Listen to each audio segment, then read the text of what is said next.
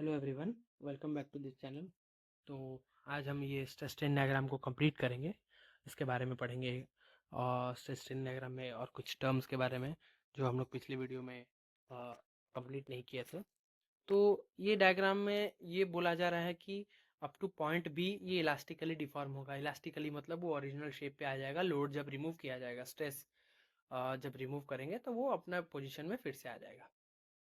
तो बी के बाद क्या होता है, इल्डिंग जोन शुरू होता है। इल्डिंग मतलब सी पॉइंट हो गया आपका अपर इल्ड लिमिट और डी हो गया मतलब लोअर इल्ड लिमिट। मतलब यहाँ पे स्ट्रेस नहीं बढ़ाने पे भी स्ट्रेन बढ़ रहा है, स्ट्रेन बढ़ रहा है, स्ट्रेस थोड़ा सा कम हो गया, पहले से कम हो गया, तो ये बोलते हैं इल्ड इल्ड पॉइंट फेनोमेना। यहाँ पे इल्ड पॉइंट शुरू होता है।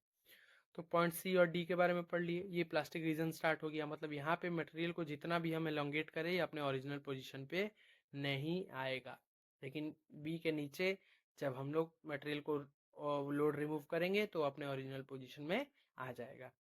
अब पॉइंट डी के बाद स्ट्रेस बढ़ाते जाएंगे बढ़ाते जाएंगे बढ़ाते जाएंगे, एक पॉइंट आएगा पॉइंट ई, जहाँ पे वो मैक्सिमम स्ट्रेस ले पाएगा, विथस्टैंड कर पाएगा। वो पॉइंट ई को बोलते हैं हम लोग ultimate tensile strength, UTS. Ultimate tensile strength मतलब कि उतना लोड वो मटेरियल ले सकता है, उससे ज़्यादा नहीं ले सकता। उसके बाद देखिए स्ट्रेस कम हो रहा है, इंक्रीज इन स्ट्रेन में, और फाइनली वो जाके एक जगह पे फ्रैक्चर हो रहा है, ब्रेक हो रहा है, तो उसको हम लोग बोलते हैं फ्रैक्चर पॉइंट।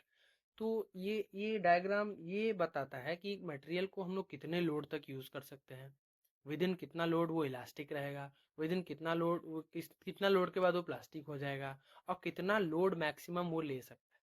तो ये मटेरियल का प्रॉपर्टी को, बहुत सारा प्रॉपर्टी को डिटरमाइन करता है। जैसे कि कोई मटेरियल हम ब्रिज में यूज़ कर रहे हैं तो continuously tensile stress, tensile stress और कंप्रेसिव स्ट्रेस दोनों पड़ता रहता है। तो कितना टेंसाइल स्ट्रेस हम उस पर दे सकते हैं जो कि उसके बाद वो डिफॉर्म ना हो, फ्रैक्चर ना हो। तो ये स्ट्रेस स्ट्रेन डायग्राम उसके बारे में पढ़ाता है। ये engineering stress strain diagram ductile material के लिए है। अब ब्रिटल मटेरियल में वो इतना इलांगेशन नहीं दिखाएगा। वो ब्रिटल मटेरियल में वो बढ़ेगा बढ़ेगा बढ़ेगा, एक पॉइंट पे डिक्रीज होगा स्ट्रेस, और उसके बाद वो जाके यहाँ से फ्रैक्चर हो जाएगा। मतलब ये जो यील्ड पॉइंट फेनोमेना वो नहीं दिखाता है।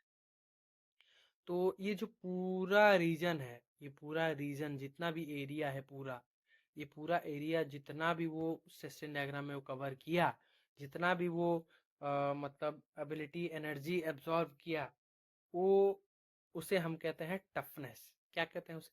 टफनेस। टफनेस एक प्रॉपर्टी है जिसमें कि मटेरियल, उसका एबिलिटी होता है कि वो एब्जॉर्ब करेगा बिफोर इट फ्रैक्चर्स। मतलब फ्रैक्चर होने से पहले जितना भी एनर्जी वो एब्जॉर्ब किया उसे बोलते हैं टफनेस।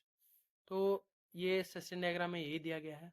देखिए ये इंजीनियरिंग स्ट्रेस का assignment sigma, force upon area. Stress क्या है? Force upon area. और स्ट्रेन है एप्सिलॉन, जो कि delta change in length bye original length. Change in length मतलब कि जो भी उसका लेंथ चेंज हुआ पहले से अपॉन ओरिजिनल लेंथ। और ए से बी यहाँ पे दिया गया इलास्टिक रीजन तक है, उसके बाद प्लास्टिक रीजन है। और यील्ड स्ट्रेस के बारे में हम इधर डिस्क्राइब किए हैं। ये यील्ड स्ट्रेस बी पॉइंट है, यील्ड स्ट्रेस जिसके बाद की प्लास्टिकली डिफॉर्म होगा। और यूटीएस है अल्टीमेट टेंसाइल स्ट्रेंथ। तो ये टोटली सेशन डायग्राम बहुत ही इंपॉर्टेंट है मेटलर्जिकल मटेरियल टेस्टिंग पे। तो ये याद रखना बहुत ज़रूरी है कौन सा पॉइंट कहाँ आता है। तो इसके कुछ टर्म्स है जैसे कि इलास्टिसिटी, प्लास्टिसिटी, जो कि हम पिछले वीडियो में डिस्कस किए थे, और कुछ प्रॉपर्टीज़ है मेटल के, वो हम नेक्स्ट वीडियो में कंटिन्यू करेंगे।